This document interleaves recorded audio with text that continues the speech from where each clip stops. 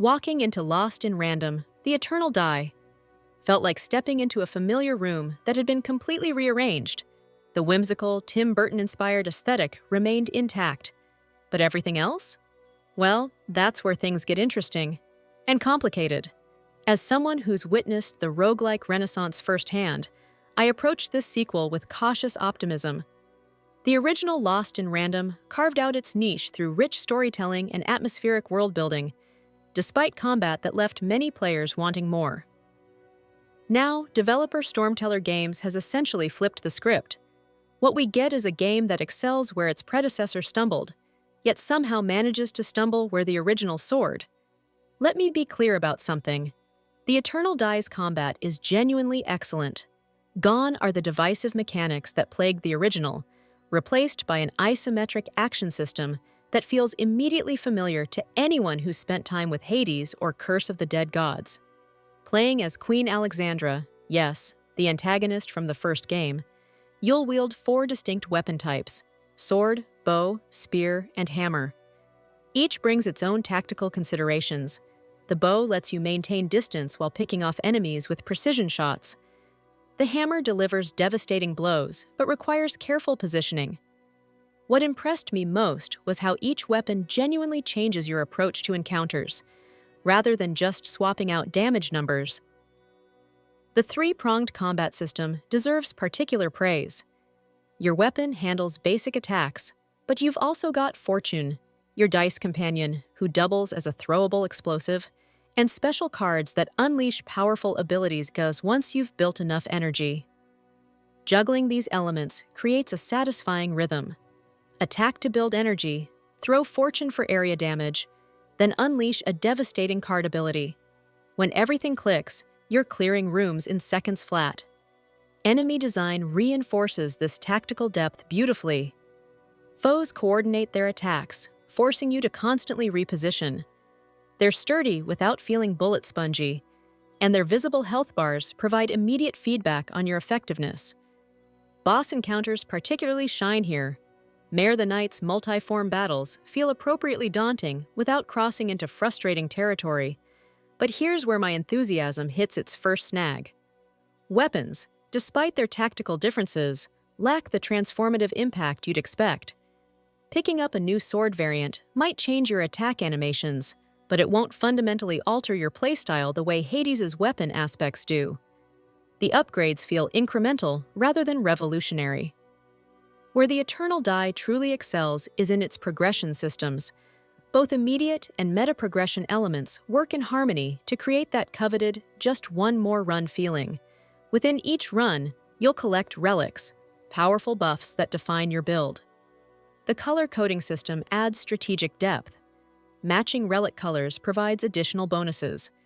I found myself genuinely excited about potential synergies, especially once I could carry up to 13 relics simultaneously. The weapon you choose at run start influences which relics become desirable, creating meaningful decision points throughout each expedition. Back at your hub, the Sanctuary, 2 currencies fuel your permanent upgrades. Cinder enhances your weapons through 4 distinct upgrade paths per weapon type, essentially creating builds that synergize with your preferred relics. Pip Dust purchases blessings, direct stat improvements to health, damage, and attack speed. Neither currency feels stingy, which keeps the progression momentum steady. The relic system deserves special mention because it captures something magical about build crafting. Even after 15 hours, I was discovering new combinations and synergies. One run might see me focusing on fortune-based builds, enhancing my dice throws with explosive effects. The next could center around card synergies, reducing cooldowns and amplifying spell effects. Here's where things get complicated, and honestly, a bit disappointing. The original Lost in Random succeeded primarily through its narrative richness and world-building prowess. Players fell in love with its characters, its twisted fairy tale atmosphere, and the mysteries lurking within its Burton-esque landscapes. The Eternal Die doesn't quite deliver on that front. If you're coming to this without playing the original, the opening 30 seconds dump crucial backstory through static images and voiceover exposition. Queen, sister, war, evil dice, Redemption quest. Go fight! It's functional, but hardly compelling for newcomers. Even as someone familiar with the original's lore, I found myself wanting more substantial narrative development. The fragments are there, memories triggered by specific rooms, occasional encounters with familiar faces, rescued NPCs adding bits of backstory. But it never coalesces into something emotionally engaging. This feels like a missed opportunity of significant proportions. The world of Random brims with storytelling potential, class struggles, generational conflicts, magical mysteries begging for exploration. Instead, we get narrative breadcrumbs scattered between combat encounters. It's particularly frustrating because the voice acting remains top-notch, and the visual design continues to charm.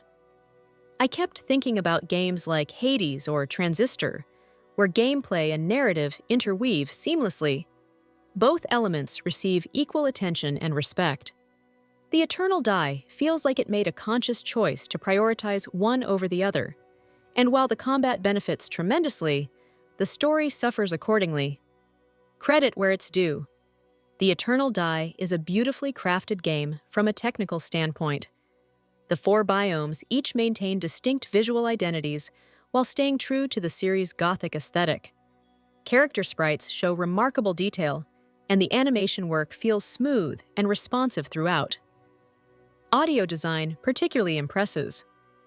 Beyond the stellar voice acting, sound effects have weight and impact.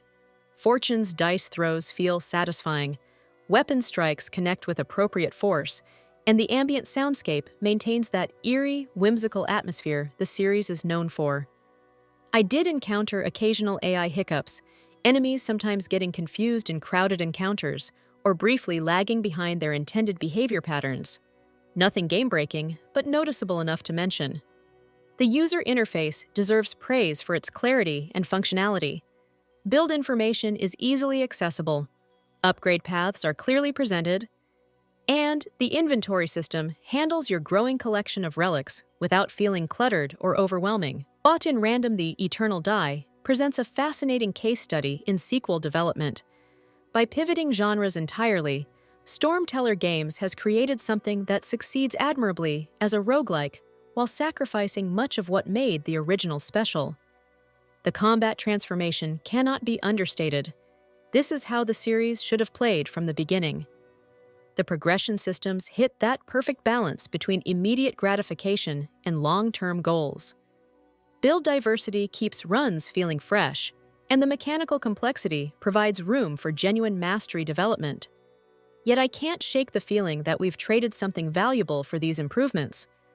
The rich narrative tapestry that defined the original has been reduced to window dressing. For series newcomers, this might not matter. The gameplay stands strong enough on its own merits. But for those who fell in love with Random storytelling ambitions, The Eternal Die might feel like a step backward despite its mechanical advances. Would I recommend it? Absolutely, but with caveats. If you're seeking a polished, accessible roguelike with satisfying combat and progression systems, The Eternal Die delivers in spades. The Burton-esque aesthetic provides enough personality to distinguish it from the crowded roguelike field, and the mechanical execution is genuinely solid. However, if you're hoping for a narrative experience that matches or exceeds the original's storytelling ambitions, you might find yourself disappointed. The potential remains tantalizingly visible, whispered in environmental details and character interactions, but it never fully materializes. In the end, Lost in Random The Eternal Die represents a successful genre pivot that comes at a narrative cost. It's a dice roll that pays off mechanically while leaving some emotional chips on the table. For a series built on taking chances, perhaps that's fitting after all.